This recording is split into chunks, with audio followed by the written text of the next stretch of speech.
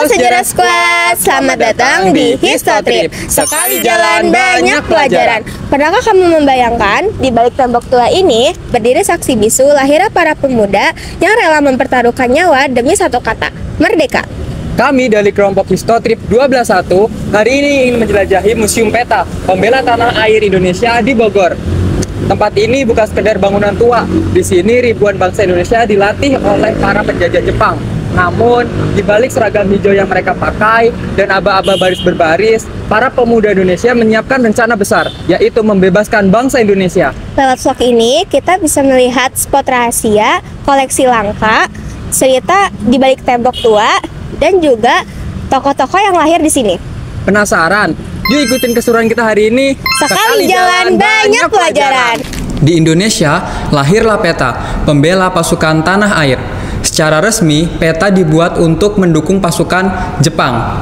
Namun di balik itu semua, para pemuda Indonesia dilatih untuk disiplin militer, strategi gerilya, dan teknik logistik. Serta yang terpenting, bagaimana caranya agar kita bisa membebaskan bangsa Indonesia.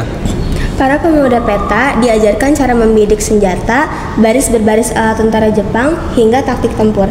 Dari luar, mereka tampak patuh kepada Jepang, tapi di dalam hati, semangat mereka berkobar. Tidak sedikit pula yang memanfaatkan pelatihan ini untuk membangun komunikasi rahasia. Contohnya seperti Supriyadi, Sudirman, dan Gatot Subroto. Mereka bertemu, belajar, dan bertukar pikiran untuk melawan penjajah. Siapa sangka, ternyata strategi dari musuh menjadi bumerang bagi mereka.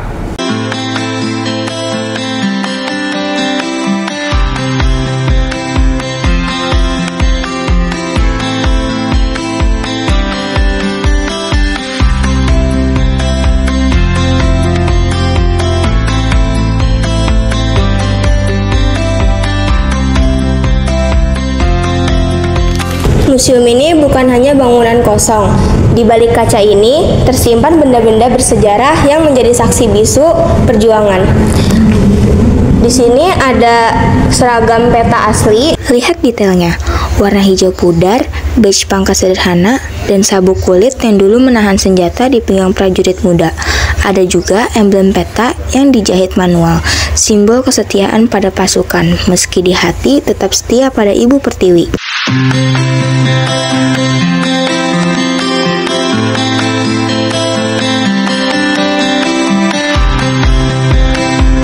Dan di balik kaca ini tersimpan lembar piagam Sodanko Pamoro Harjo.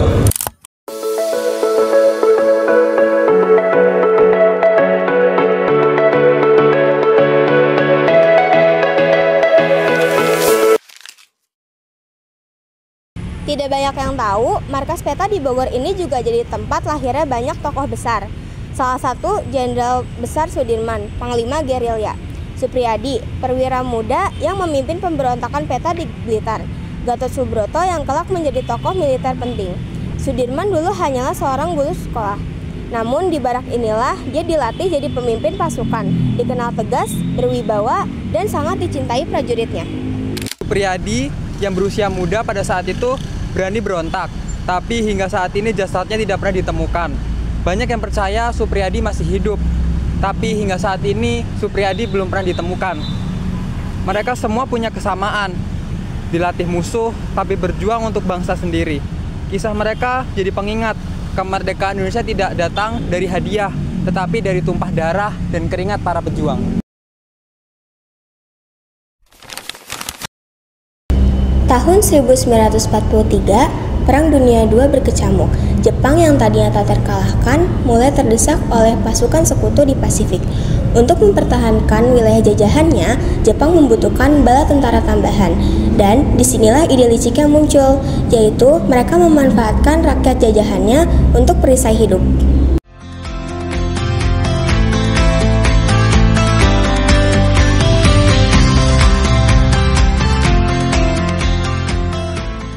Di halaman ini berdiri monumen PETA, simbol kehormatan para pejuang yang telah berhasil mengangkat senjatanya di bawah tekanan penjajah, serta setia pada cita-cita mereka tentang kemerdekaan.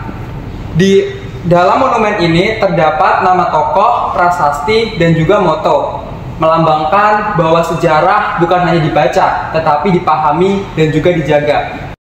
Bahwa keterbatasan bukan alasan untuk menyerah, dan bahwa kemerdekaan adalah warisan yang harus dijaga, bukan sekedar dinikmati. Kalau kalian ke Bogor, jangan cuma ke kebun raya, tetapi sempatkan ke sini, berdiri di lorongnya, lihat baraknya, baca prasastinya, supaya kita ingat, merdeka itu bukan hadiah.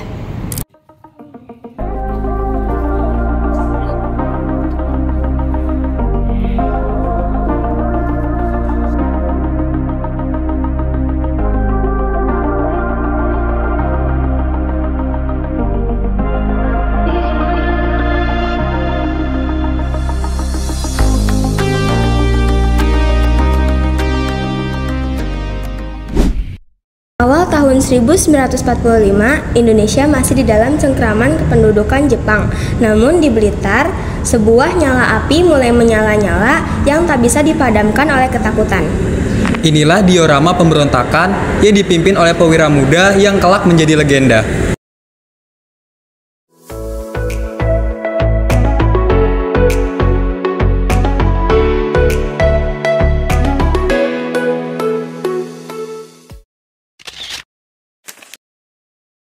Museum Peta di Bogor merupakan tempat bersejarah yang penting bagi bangsa Indonesia. Museum ini menyimpan berbagai koleksi lengkap, diantaranya itu ada foto, diorama, dokumen, dan juga patung yang menggambarkan perjuangan para tentara Peta untuk mempertahankan kemerdekaan.